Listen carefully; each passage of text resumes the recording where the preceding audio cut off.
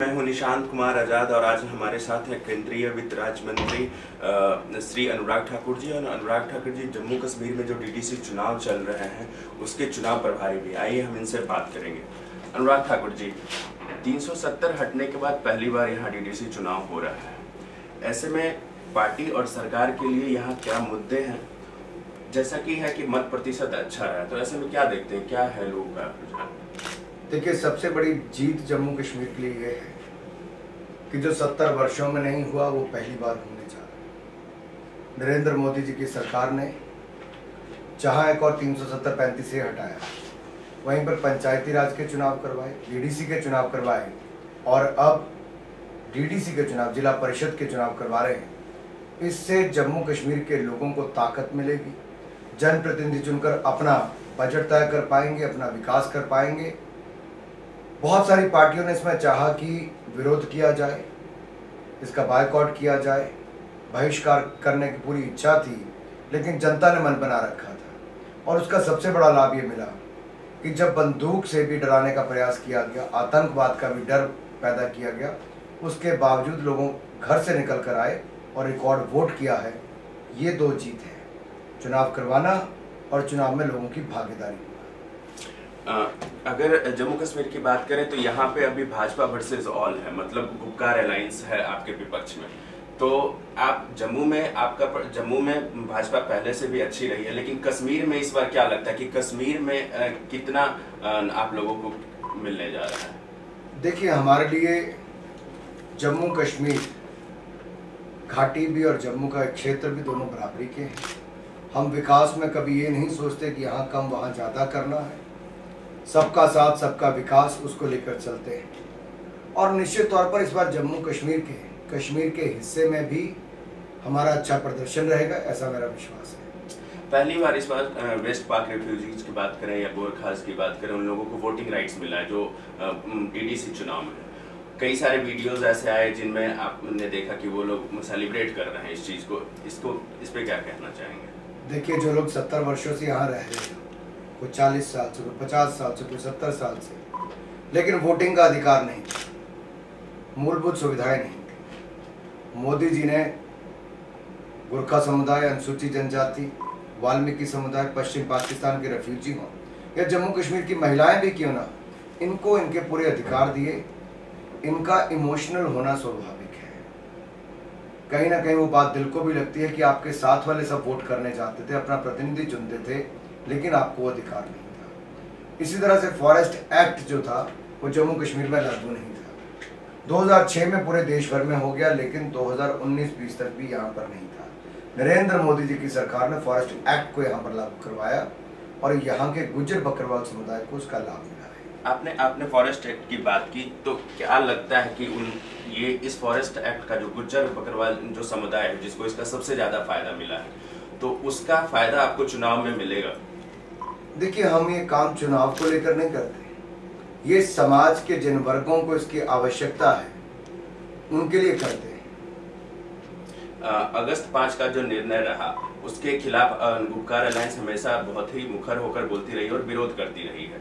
तो क्या लगता है कि और फारूक अब्दुल्ला साहब ने तो चाइना और पाकिस्तान की सपोर्ट की भी बात कह दी कि अगर 370 लागू करने के लिए दोबारा से हमें उनका समर्थन भी चाहिए तो हम लेंगे। इस पे आप क्या कहेंगे गुपकार अलायंस के ऊपर? देखिए, भारतीय संसद ने दोनों सदनों में पास किया है कि अनुच्छेद 370-35 को जम्मू कश्मीर से हटाया जाएगा। ये ऐतिहासिक निर्णय है, इसका लाभ जम्मू कश्मीर के लोगों को मिला है, आगे भी मिलेगा।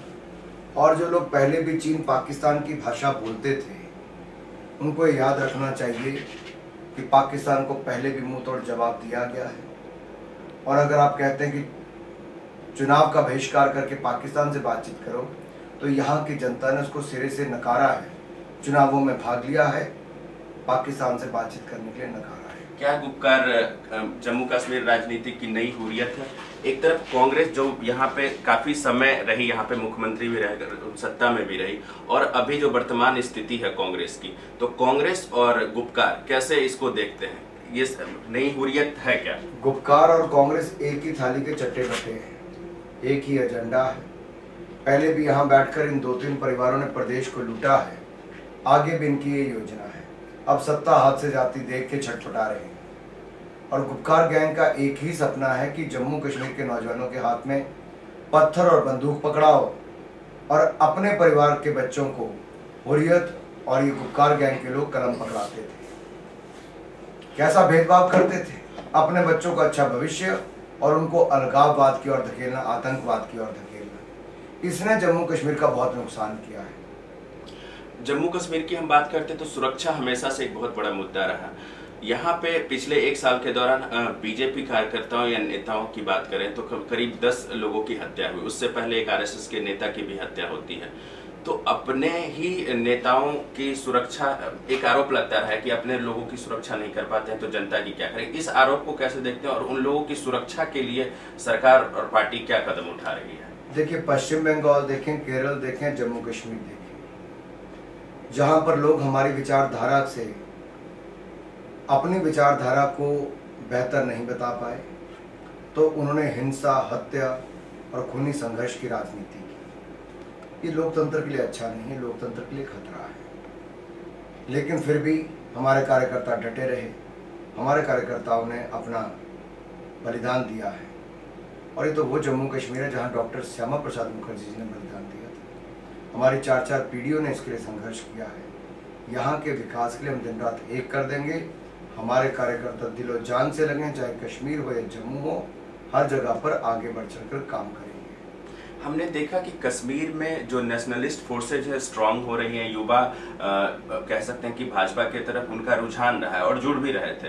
तो क्या इस तरह की घटनाएं उनके मॉरल को नहीं डाउन करती और उनको इससे जुड़ने में एक रोड़ा नहीं है? ये बिल्कुल नहीं, बिल्कुल नहीं। जिसके मन में जोश और संकल्प हो, राष्ट्रवाद की विचारधारा हो, जो राष्ट्र के लिए जीने और मरने के लिए तैयार हो, जो अपने जम्मू कश्मीर को आगे बढ़ाने के लिए तैयार हो, जिसने संकल्प ये लिया हो कि जो इतना बुरा हुआ है पिछले 70 सालों में वो आगे के लिए अच्छा करना है, वो शहीद भगत सिंह जी, नेताजी सुभाष चंद्र बोस और ऐसे हजारों युवाओं से सीखकर कि किस तरह से हमने देश को आज़ादी दिलाई थी, इस आज़ाद भारत में गुलाम जम्मू कश्मीर नहीं हो सकता। रोशनी स्कैम जो है इस पूरे चुनाव का आकर्षण कह सकते हैं रहा। महबूबा मुफ्ती ने लगातार ये आरोप लगाया कि जब ये जेएनके असेंबली में पास हुआ तो ये स्कैम कैसा। इस आरोप को कैसे देखते हैं, जबकि अब कांग्रेस के भी कुछ नेता हैं और पूर्व मिनिस्टर भी रहे हैं, उनका भी नाम इसमें आ रहा है। देखिए, हाई कोर्ट ने इसको गैर कानूनी और असंवैधानिक बताया है, इलीगल एंड अनकॉन्स्टिट्यूशनल बताया है। इसका मतलब स्पष्ट है कि ये कानून केवल फर्जीवाड़े के लिए बना था, ये कानून केवल अमीर लोगों के भलाई के लिए बना था, ये कानून केवल फारूक अब्दुल्ला, महबूबा मुफ्ती, कांग्रेस और इन पार्टियों के नेताओं के और इनके परिवारों के लिए बना था। अधिकारी, व्यापारी, कर्मचारी, किसी ने इस पर कोई कसर नहीं छोड़ी। 50-50 रुपए में, 900-900 रुपए में कई कनाल जमीन ये अपने नाम करवा गए। क्या फारूक अब्दुल्ला के परिवार को, जिन्होंने 3 पीढ़ियों ने शासन किया जम्मू कश्मीर पर, उनको भी कब्जे वाली जमीन पर आलीशान बंगला बनाने की जरूरत थी? उनकी बहन ने भी इसका फायदा उठाया, उनके भाई ने फायदा उठाया, उनकी पार्टी ने 2-2 हेडक्वार्टर बनाए। महबूबा मुफ्ती भी पीछे नहीं रही, उनके परिवार के लोग या उनके पार्टी के लोग भी पीछे नहीं रहे। ये देखिए इससे क्या हुआ। कांग्रेस से लेकर एनसीपीडीपी के नेताओं की एक लंबी लिस्ट नजर आती है जहां पर उन लोगों ने जमीनों पर कब्जे किए। कुल मिलाकर सबने मिलकर 3.5 लाख कनाल के लगभग जमीन पर कब्जा किया है, रोशनी एक्ट में फायदा उठाया है और प्रदेश के संसाधनों को लूटा है। 25,000 करोड़ रुपया इकट्ठा होना था, मात्र 76 करोड़ रुपया इकट्ठा हुआ है।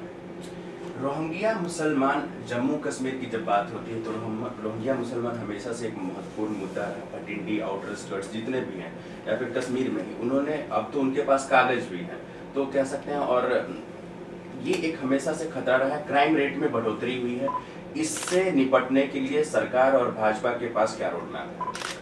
समय समय पर हमने बड़ा स्पष्ट किया है, जिनको राष्ट्र में रहने का अधिकार है उनको दिया भी है। सिटीजनशिप अमेंडमेंट एक्ट भी लेकर आए।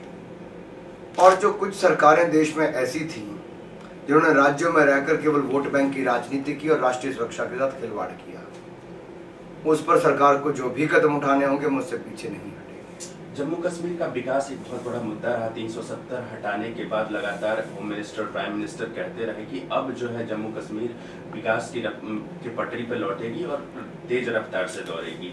क्या ऐसे नए आयाम हैं जिस पे सरकार काम कर रही है विकास को लेकर के?